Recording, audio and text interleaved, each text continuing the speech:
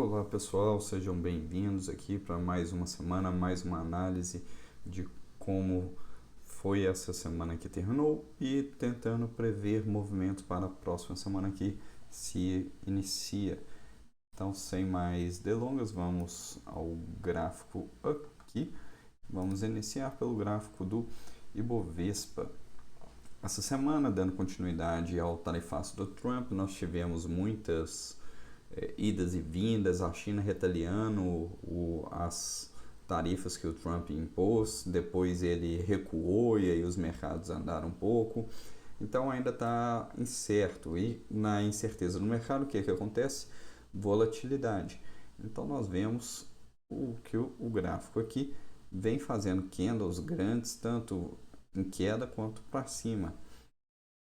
Com isso fica um pouco sem definição o mercado e nós temos que tomar cuidado com as operações. Passando para o Ibovespa aqui, o que aconteceu? O índice ele veio, estava testando aqui a suporte dos 126 a 120, caiu um pouco durante a semana mais e parou nesse outro suporte dos 124,72 mil pontos, que era aqui um fundo anterior, já havia funcionado como fundo anterior, e neste suporte ele se segurou e voltou a subir, mas ainda está abaixo da média de 20 períodos e vem demonstrando aparentemente uma lateralização ou mais uma lateralização lateral por aqui, uma tendência lateral. Poderia ser visto também como uma provável tendência de queda que veio testar a média de 20 para lançar o pivô. Só que essa tendência de queda só irá se confirmar caso perca esse último fundo aqui e aí sim faz o pivô e lança novas quedas. Esperamos que isso não aconteça, mas se acontecer também, para quem está em fase de acumulação de capital, é muito bom porque compra ativos mais baratos. Passando para Petrobras. A Petrobras vinha caindo e caiu mais ainda do que nós havíamos visto. Ela rompeu esse fundo aqui, até mesmo o suporte anterior deixou de ser suporte, passou a ser uma resistência porque ela veio para baixo dele. Então nós temos que achar um outro fundo aqui que possa servir como suporte para a Petrobras. Então nós vemos aqui que era um fundo anterior que ela já trabalhou aqui, aqui foi resistência, aqui serviu como suporte, aqui serviu como suporte, aqui chegou próximo, também foi o suporte, depois ela se distanciou, mas agora nós vemos que ela está retornando para essa região dos R$ 31 aproximadamente, se segurou, mas a Petrobras ainda tem uma grande tendência de queda. A gente vê que foi uma pernada muito forte e ainda não demonstra que já tenha encontrado fundo, que vai parar por aqui. No máximo, esse suporte aqui dos R$ 31 que está atuando, já atuou 3 vezes, mas temos que acompanhar. O petróleo também, o preço do barril do petróleo vem caindo muito, principalmente por causa dessa guerra comercial entre Estados Unidos e China, e isso prejudica a Petrobras. Graficamente, se formos analisar a extensão de Fibonacci, desde esse último topo que a Petrobras fez, aqui foi o fundo anterior, e aqui o topo anterior, fez uma pernada aqui, ainda teria espaço para cair até os R$ 30 aproximadamente, R$ 30,30, ou seja, esse suporte aqui está segurando, mas graficamente ela ainda poderia cair um pouco mais. Apesar que essa retração de Fibonacci aqui foi acima dos 61%, e isso já desconfigura um pouco esse movimento. Por isso eu havia entendido que ela estaria mais lateral, só que com todos esses eventos que nós já conversamos, ela veio perder um fundo importante que tinha e estava se sustentando antes e agora perdeu. Passando para Vale, a Vale está um pouco melhor que a Petrobras, ela também é uma commodity, também está sofrendo com essas tarifas sobre a China e a retaliação da China aos Estados Unidos, só que, diferente da Petrobras, a Vale se sustentou aqui no seu suporte próximo dos R$ 49,80, que era um suporte anterior, se sustentou aqui e devolveu com um perfurante aqui, um piercing line que veio mais da metade do candle anterior, dando um padrão de alta. Esses dois candles aqui são um padrão de alta e logo depois ela veio e já entrou aqui para dentro do gap, buscando fechar este gap. Vamos ver como vai se comportar na próxima semana, mas acredito que ela possa sim, em algum momento, chegar a fechar aqui próximo dos R$ 54,50. A Vale ainda está abaixo da média de 20 períodos, mas está melhor que a Petrobras graficamente. Aqui ela já está trabalhando acima esse suporte aqui secundário, em uma tendência gráfica menor, foi um suporte aqui para esse preço, também havia sido resistência anteriormente, então se fosse considerar como essa região, ela veio a romper aqui na sexta-feira e começa a trabalhar aqui para cima. Agora ela vai vir buscar essa média de 20. Vamos ver, acompanhando como a Vale se comporta durante essa semana. Passando agora para Itaúsa. A Itaúsa, apesar do índice estar caindo, nós vimos a Vale com um movimento um pouco melhor, mas a Petrobras com um movimento muito ruim, Petrobras buscando fundo, procurando petróleo. A Itaúsa, nós vemos aqui que ela vem se sustentando muito melhor, está acima da média de 20, trabalhou um pouco abaixo da média de 20 só, foi rapidamente, mas já voltou e já está ali próximo dos seus topos. Então, a Itaúsa demonstra uma resiliência muito maior nessa época de crise. A Itaúsa está se sustentando. Além disso, salvo engano, essa semana que acabou, encerrou-se o período para reserva da subscrição da Itaúsa. Então, agora na próxima semana já vai entrar os débitos e depois as pessoas vão receber as ações que ganharam por causa dessa subscrição. E esse movimento eu acredito que pode destravar o valor da Itaúsa, que está olhando para cima, veio fazer um pivô aqui. Ainda não confirmou o rompimento do pivô, mas se nós formos analisar, ela fez uma correção próxima de 61% de Fibonacci e já está próxima aqui do topo. Ela rompendo este topo, ela confirma este pivô e vai dar espaço para altas. Aqui nós temos o topo histórico dela também, bem próximo deste topo a ser rompido.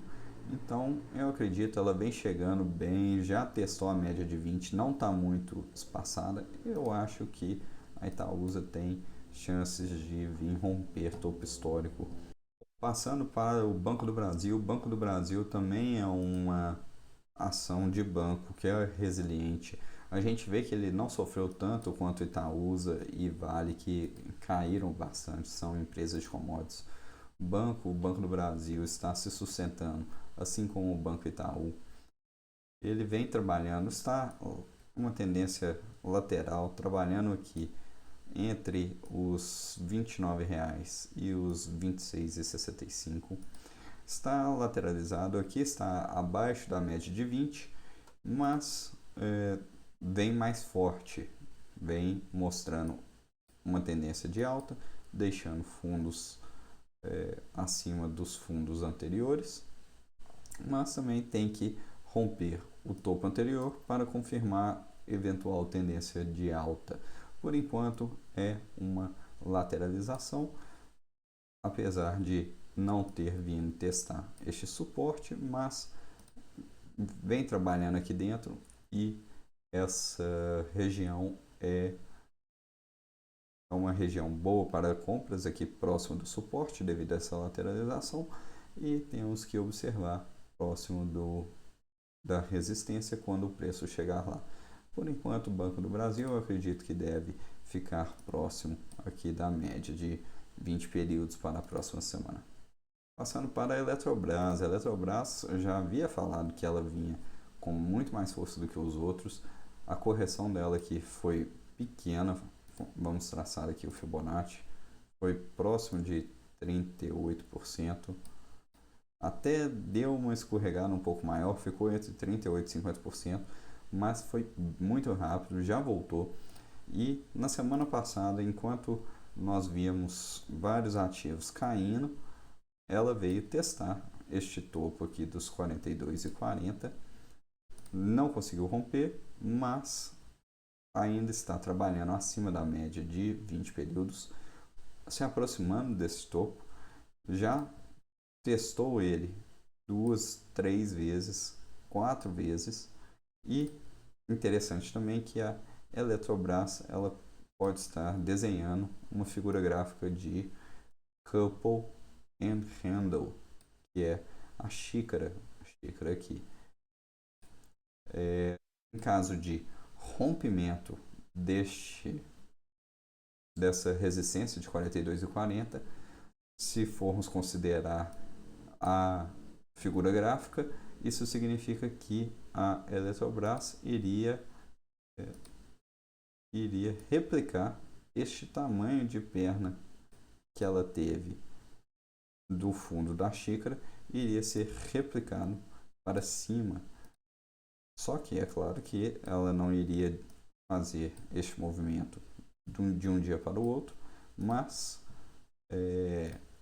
tem uma grande chance de vir buscar em algum momento aqui próximo dos R$51, que seria o alvo desta figura gráfica.